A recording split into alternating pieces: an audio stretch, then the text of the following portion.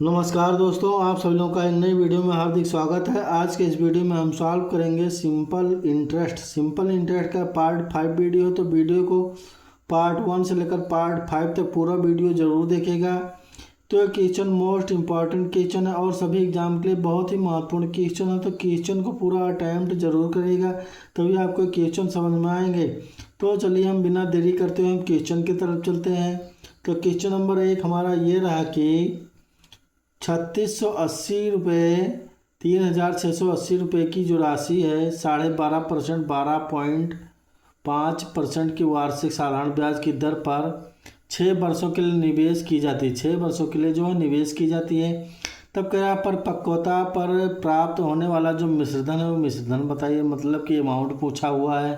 तो कह रहा 3680 रुपये की राशि 12.5% वार्षिक साधारण ब्याज की दर से 6 वर्षों के लिए निवेश की जाती है, मतलब कि 12.5% है। तो इसकी जो फ्रैक्शन वैल्यू होगी वो होगी, अगर हम इसका फ्रैक्शन वैल्यू निकालेंगे तो 100 से हम डिवाइड कर देंगे और ये पॉइंट रख के 0 निकाल देंगे, तो ये 5 बार में और ये 40 बार में, मतलब कि 5/40 इसको हम काटेंगे तो 1/8 आएगा। 1/8 अगर आ रहा है 1/8 आ रहा है लगभग 1 साल के लिए वार्षिक साधारण ब्याज, मतलब 1 साल के लिए मुझे चाहिए 6 साल के लिए, तो इसको हम 6 से डिवाइड कर देंगे, मतलब कि ये हो जाएगा 6/8। इसको अगर हम काटेंगे तो 2 से 3 बार में और 2 से 4 बार में, मतलब कि जो प्रिंसिपल और अमाउंट बन के आया, प्रिंसिपल और अमाउंट का जो रेशियो बन के आया, प्रिंसिपल मेरा 4 है और अमाउंट जो मेरा इसमें जुड़ जाएगा तो मतलब कि 7 हो जाएगा। 4 से मेरा 7 हो जा रहा है कि 4 से 7 हो जा रहा है, और 4 की जो वैल्यू दी हुई है 3680 रुपये दी हुई है। तो 3680 रुपये दी हुई, मतलब कि 4 की वैल्यू 3680 रुपये दी हुई, तो 1 यूनिट की जो वैल्यू निकल के आएगी वो निकल के आएगी 4 से 9 बार में, 4 से 2 बार में, मतलब कि 920 रुपया। 1 यूनिट की वैल्यू, तो हमें 7 यूनिट की वैल्यू निकाली, मतलब कि हमें 920 इसमें गुणा करना पड़ेगा। तो इसको अगर हम गुणा करेंगे तो ये 0 हो जाएगा और ये 4 और ये 64 हो जाएगा, मतलब 6440 रुपया टोटल अमाउंट हुआ, मिश्रधन हुआ। मतलब कि ऑप्शन नंबर बी बिल्कुल करेक्ट आंसर होगा। क्वेश्चन नंबर दो ये दिया है कि यदि 2000 रुपये की एक धनराशि एक निश्चित वार्षिक साधारण ब्याज की दर पर 3 वर्ष में 2360 रुपये हो जाती है, तो कह रहा है तो समान साधारण ब्याज की दर पर समान धनराशि 5 वर्षों में कितनी हो जाएगी। तब कहा कि यदि कोई जो 2000 रुपये एक धनराशि है, मतलब कि 2000 रुपये की एक धनराशि, और ये कितनी हो जाए 2000 से, ये 2000 से 2360 रुपये हो जा रही, मतलब कि 360 रुपये इस पर ब्याज मिला। 360 रुपये इस पर ब्याज मिला कितने साल के लिए, 3 साल के लिए।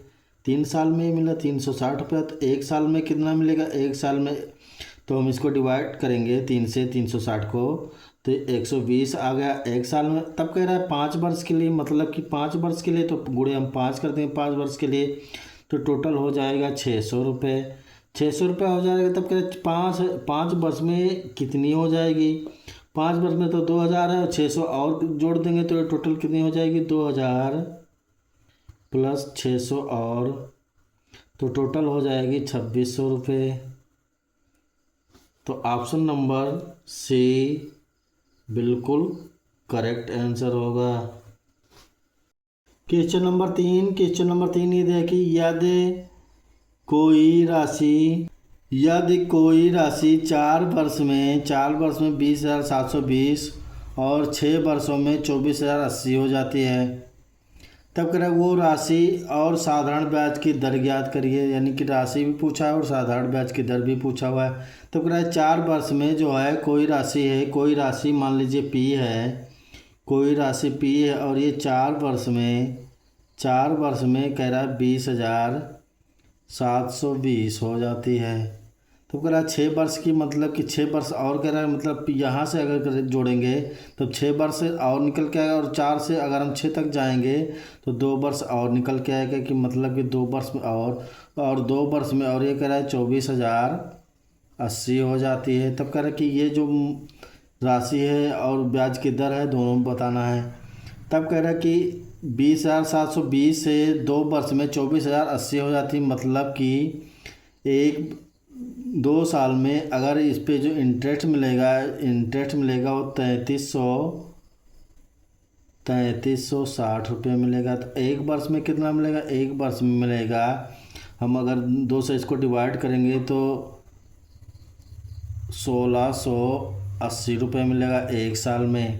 1680 रुपये 1 साल में मिलेगा। 2 से अगर हम डिवाइड करेंगे तो 1680 मिलेगा 1 साल में। तो 4 साल में मुझे कितना मिलेगा? तो 4 साल में मेरे को मिलेगा 4 साल में मिलेगा 6720 रुपये, मतलब 6720 रुपये मिलेगा। अगर हम 4 से इसको डिवाइड करेंगे, मल्टीपल करेंगे, तो इसको गुणा करेंगे तो 4 से, तो 6720 रुपये आएगा। तब कह रहा कि 6720 रुपये अगर हम इसमें से माइनस कर देंगे, 20,720 में 6720 माइनस करेंगे, तो इसको माइनस करेंगे तो पी जो मेरा मूलधन निकल के आएगा वो 14,000 रुपये निकल के आएगा। 14,000 रुपये जब मेरा मूलधन आ गया, अब रेट निकालना है। 14,000 से मुझे रेट निकालना है, तो 14,000 रुपये रेट जो 1 साल का मुझे मिल रहा था वो 1680 रुपये मिल रहा था। तो मुझे जो निकालना है 100% निकालना है, मतलब कि 1680 रुपया मिल रहा था 14,000 रुपये 1 साल में। 14,000 मिल रहा था 1 साल में, तो मुझे 100% का निकालना है रेट ऑफ इंटरेस्ट। तो 2 जीरो इसको काटेंगे, 2 जीरो इसको काट देंगे, 1 जीरो इसको, 1 जीरो यहाँ पे, 14 से इसको काटेंगे 1 बार में और ये 2 बार में, मतलब कि 12%। तो जो मेरा मूलधन निकल के आया, मूलधन जो हुआ वो हुआ 14,000 रुपये, और रेट ऑफ इंटरेस्ट जो निकल के आएगा वो 12%, मतलब कि ऑप्शन नंबर सी बिल्कुल करेक्ट आंसर होगा। क्वेश्चन नंबर 4 ये देखिए, एक निश्चित राशि जो 7 वर्षों के लिए और उसी राशि पर 12 वर्षों के लिए जो साधारण ब्याज का जो अंतर दिया है वो 2,500 रुपये दिया है। तब का यदि ब्याज की दर 10% वार्षिक है तो राशि की गणना कीजिए। तो टोटल राशि कितनी है? तो एक निश्चित राशि जो है 7 वर्ष और 12 वर्ष, मतलब कि 7 ईयर और 12 ईयर, इन दोनों का जो डिफरेंस है वो दिया है 5 साल आया।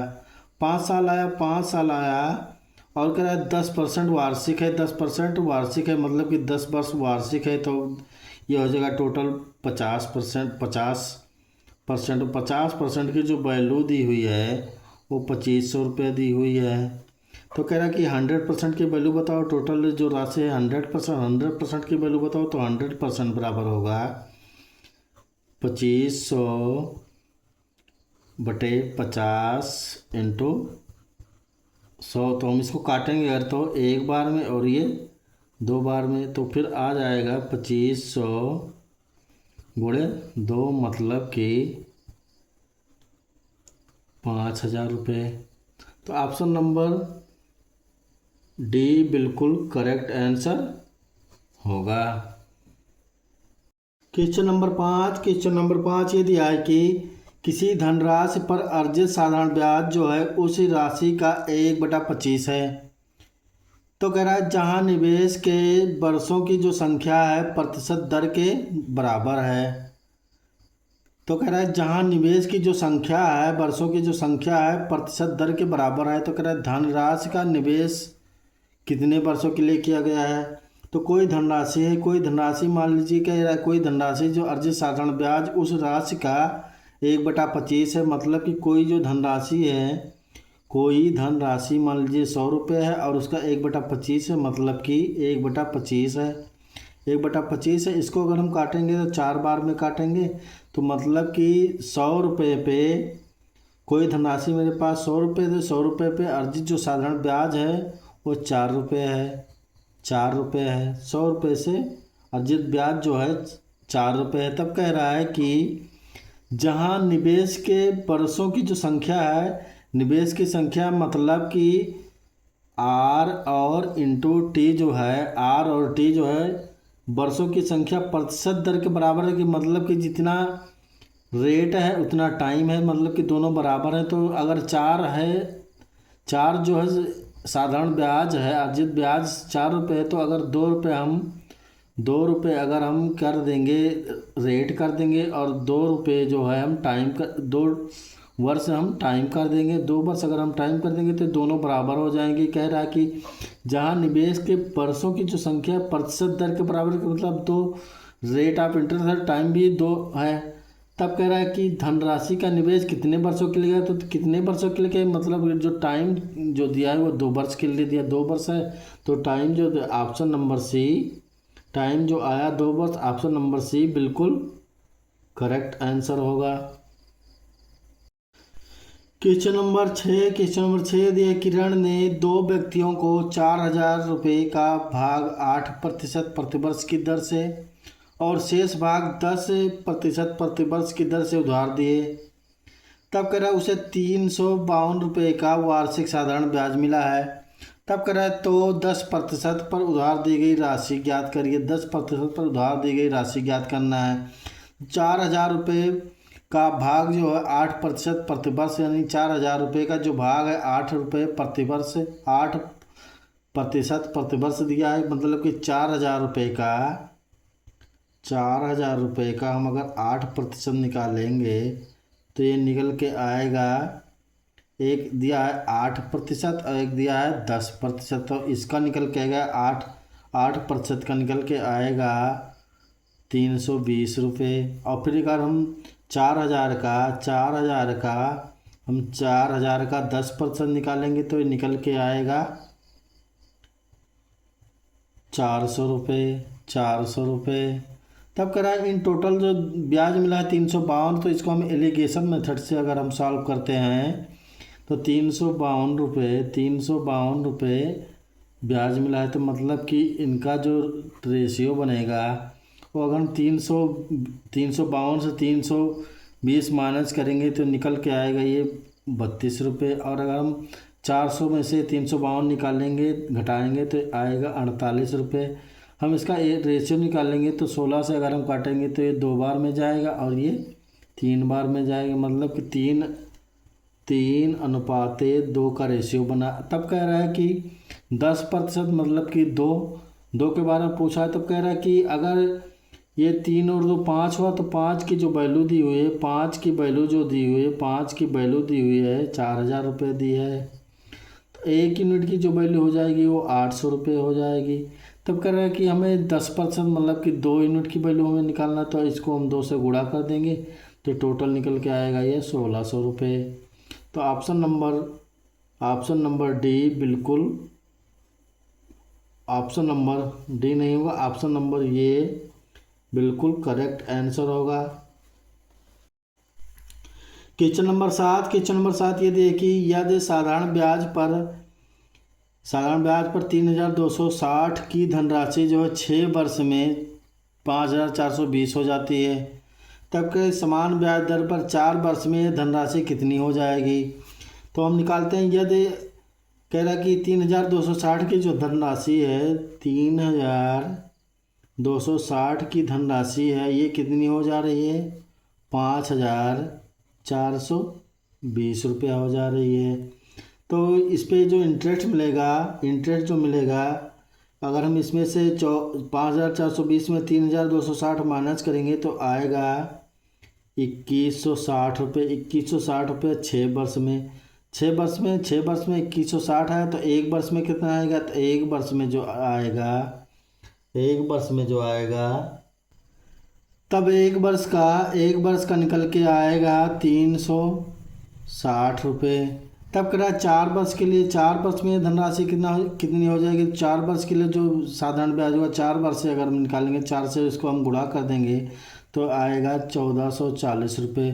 तो 1,440 से अगर ये आ रहा है तो अगर ये धनराशि कितनी हो जाएगी, मतलब कितनी हो जाएगी, तो इसमें से हम ₹3260 जोड़ देंगे तो निकल के आ जाएगा, जीरो हो गया और 6 से 4 ये 10 हो गया, यानी कि जीरो हो गया, और 2 और 4 6 एक 7 हो गया, 3 और 1 4 हो गया, मतलब कि ₹4700 हो गया। तो ऑप्शन नंबर सी बिल्कुल करेक्ट आंसर होगा। क्वेश्चन नंबर 8 दिया कि एक मूलधन का y% की दर से y वर्षों के लिए जो साधारण ब्याज है ₹y है। तो क्या मूलधन ज्ञात कीजिए। मूलधन ज्ञात करने के लिए बोला है, तो कोई मूलधन है, एक मूलधन है, मान लीजिए P है। तो मूलधन अगर कोई P है, मूलधन कोई P है, तो हमें मूलधन निकालना है। तो कह रहा है कि साधारण ब्याज जो है ₹y है, मतलब कि साधारण ब्याज ₹y है। तो हमें मूलधन यानी कि P निकालना है। तो P अगर निकालेंगे तो SI इंटू 100 कर देंगे, इसका एक फार्मूला होता है, और R इंटू T कर देंगे। तो P जो मेरा निकल के आएगा, SI क्या दिया है, SI ₹y दिया हुआ है, और कह रहा है कि अगर वो ₹y दिया और ये 100 से हम गुणा कर देंगे, R और T, जो R और T दिया है y इंटू वाई दिया है, मतलब कि एक y से एक y ये कट जाएगा। तो P बराबर मेरा जो निकल के आएगा 100/y। 100/y मतलब कि ऑप्शन नंबर ये बिल्कुल करेक्ट आंसर होगा। तो आशा करता हूँ दोस्तों आप सभी को वीडियो अच्छी तरह समझ में आया होगा। तो वीडियो को लाइक करिए, ज़्यादा से ज़्यादा अपने दोस्तों में शेयर करिए और सब्सक्राइब करिए। तो मिलते हैं नेक्स्ट वीडियो में नेक्स्ट पार्ट लेके। तो आज के लिए इतना है दोस्तों। तो वीडियो देखने के लिए दोस्तों बहुत बहुत धन्यवाद आप लोगों का।